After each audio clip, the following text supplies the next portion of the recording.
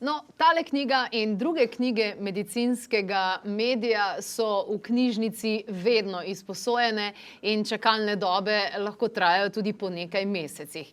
In kaj pravzaprav medicinski medij pove, kdo je on in kaj je zelo opazna sestavina, ki jo priporoča pri različnih protokolih. O tem bomo danes govorili. Simon Godina, lepo pozdravljena, dobrodošla. Živjo, živjo. Kdaj si ti medicinskega medija prvič zasledila? Že kar nekaj let nazaj, moje žene 8 let nazaj sigurno, ker sem ene samite poslušala in je pripravljal kalčke. Tako, evo, to mi je bilo takrat zame čist novo. To še v Sloveniji sploh se ni teh stvari delali. Kako z družino in to vzgajaš iz semen, brokoli, kalčke, to. Tako da tukaj sem se srečala, pol kasneje pa skozi njegovo knjigo Zdravljenje ščitnice. Mene osebno je njegova zgodba zelo presenetila in najprej sem bila ne vem, to je neka 5-minutna zgodba nekoga. Potem sem pa videla, koliko dejansko strokovnjakov, znanstvenikov po svetu, kako je dejansko cenjen in predvsem koliko ljudem pomaga in danes je on res, kar eno ime v svetu.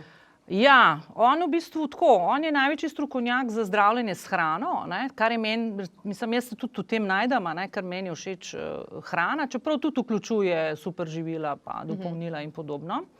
Ampak on tudi malo tako praktično pokaže, ker ima te svoje videe in to, malo kako si to v prakso spraviš, kako si pripraviš, kaj so neke posebnosti, tudi tako hrane, priprave in tako. Pa ful ima dobre recepte. Mislim, preprosti so, kratki, jasni, zelo osnovna navodila. Ja, po mojem so tebi še zelo bolj všeč, ker so bolj zelenjavni, ker so taki bolj veganski, ker on ni toliko zagovornik mesa pa mesnih teh izdelkov, tako da res so lepe ideje. No, tukaj imam njegovo knjigo, ki je zagotovo ena izmed najbolj obsežnih. Koliko ima strani? A veš, da nisem pogledala sploh. Je fest debela.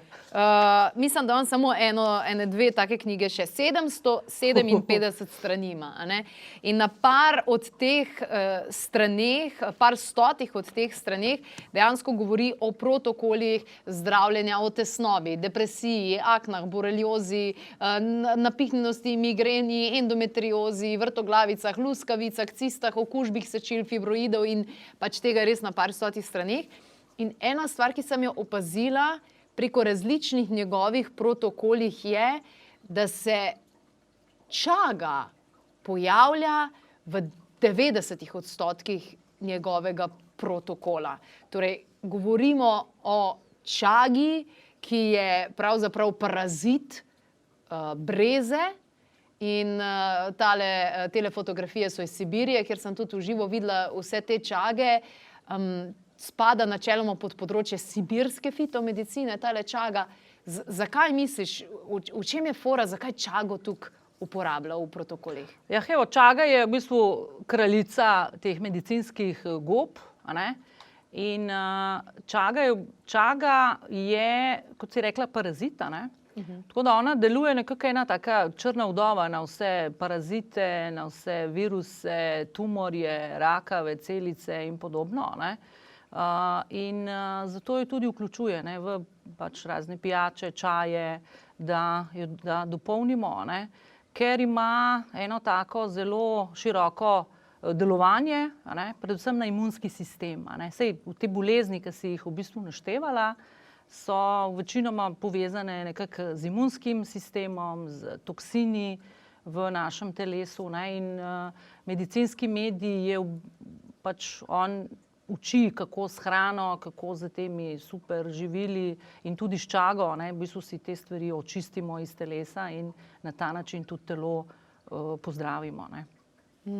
On pripravlja tale čaga latte, Ja, imaš hladen, imaš topu, tako da meni so všeč njegovi, tako kot si rekla, recepti, zato ker ni to, da ješ neka dopolnila na žličke, pa da je ogabno, ampak si to v bistvu vključiš v svoj življenjski slog in imamo tisto zlato mleko, zdaj bomo pa še črno pili. Kako pravi, jaz imam zdaj tukaj čajček. Se pravi, enostavno se dam v čaj. Kakšen recept imaš ti njegov? Enega si prevedla, a ne?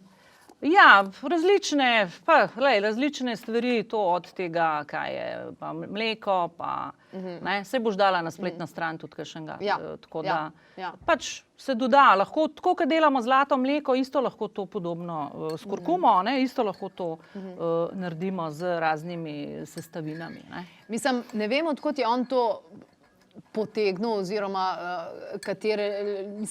komu je tukaj sledil, ampak recimo Rusija, v Rusiji je čaga del uradnega, konvencionalnega zdravljenja onkoloških bolezni.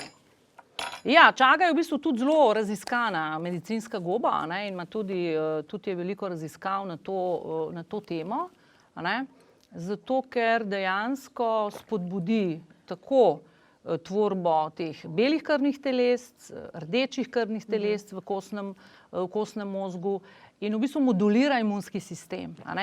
In zato to on vključuje te protokole, tudi zraven določenih kemoterapij in podobno.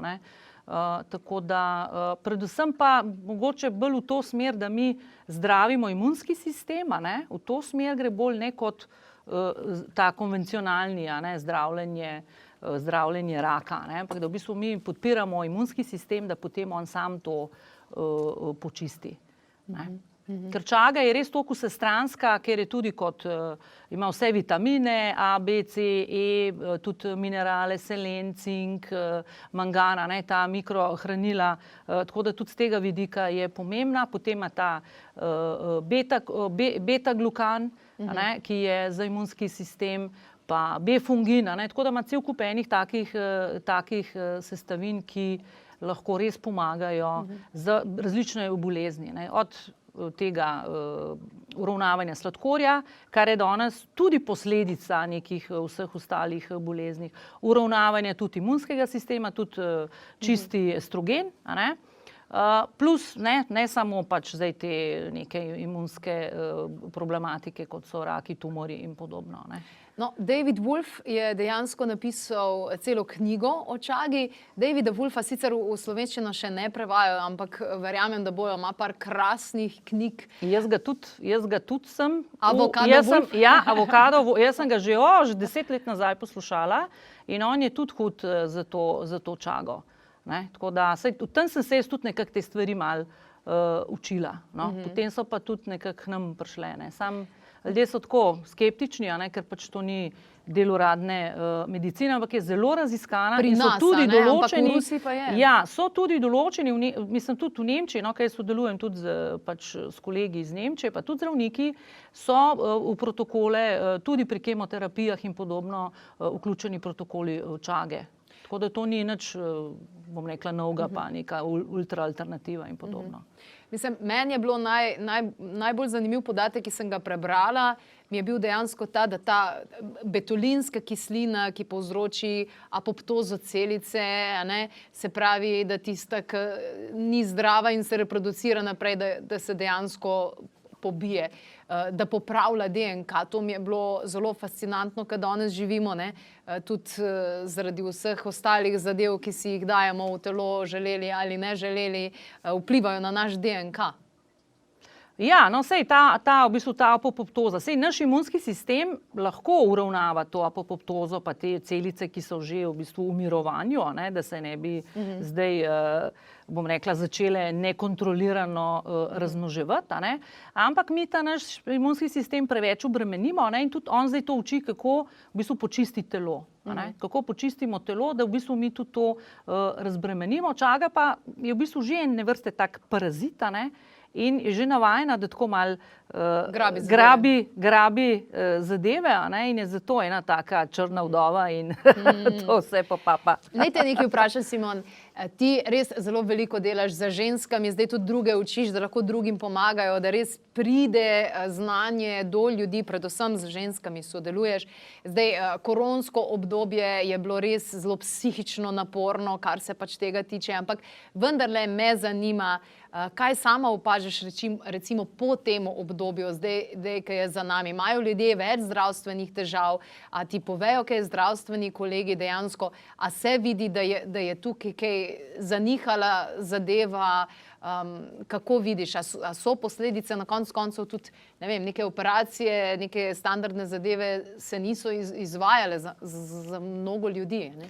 Ja, zdaj, tako mi terapevti, kar imamo veliko dela zdaj, ne? Tako da moramo ljudem pomagati, ker tudi tisti, ki se do zdaj niso srečevali z določenimi bolezni, imajo težave kot neke posledice, bodisi pač neke te čustvene, psihološke zadeve, ki jo je povzročila korona, pa tudi kar se tiče pač prebolevanja, cepljenja in podobno. Tako da definitivno zaznavamo težave in neke posledice, no. Tako da mogoče si mi še, jaz sem tako tudi pozorna na vzroke, jaz se itak z vzroki ukvarjam, ne. Jaz sem že prej delala neke anamneze, kakšne bolezni so bile prebolene, a ne.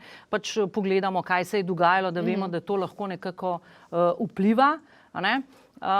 In zdaj pa to je v bistvu samo še ena nadgradnja in vidimo, da se določene stvari dogajajo in je treba narediti spremembe, ne. Bom vprašala zelo direktno, ali vidiš razliko med tistim, ki so se cepili, pa se niso cepili? Ja. Tle bi lahko še marsikaj povedala, tako da jaz sem tudi že sama tako šolana za avtoimunske bolezni, posledice cepljenja od strokovnjakov, ki so zdravniki, ki so pač te stvari že prej učili, a ne, chemical induced, food induced autoimmunity, in sem že tam pridobivala neka določena znanja, ne, in sem pač tudi nekako, bom rekla, zase tehtala, a je to primerno zame ali ni, in sem se pač odločila, da ni, a ne, ker moje telo ne bi pač tako odreagiralo, glede na to pa, da poznam homeopatijo in pač znamo nekaj pač za svoj imunski sistem narediti, sem tudi zadevo, bom rekla, prebolela, ne, ker tle bi lahko šle še v kakšne druge sfere, a ne, kar se virusov in tega tiče, no, jaz sem se tudi tukaj malo drugače začela na stvari gledati, definitivno, tako da pač, ko se učiš, kako telo deluje, kaj so to razstrupljanja, kaj pomeni, da se ti pač izbruhnejo neka virusna okužba in tako začneš na stvari drugače gledati in pač eni rabijo več razstrupljanja, pa bolj zbolijo, eni pa malo manj. Simon, hodva zdajle malo po jajcih, ne de? Jaz povem tako, ker pač jaz čutim, no. Definitivno. Hvala lepa za vse te informacije. Ja, včasih smo direktni, včasih smo tudi malo manj direktni, v vsakem primeru pa naše zdravje je naša odgovornost in mogoče tudi sami najdete kakšen dober protokol v medicinskem mediju. Sicer pa tale čaga je odlična, jaz jo uporabljam v prahu, ki je super, super, super praktična in dajte si pogledati še kaj več in tudi prebrati, zakaj tudi medicinski medij in David Avokado Wolf tako prisegata na čago. Pa na zdravje!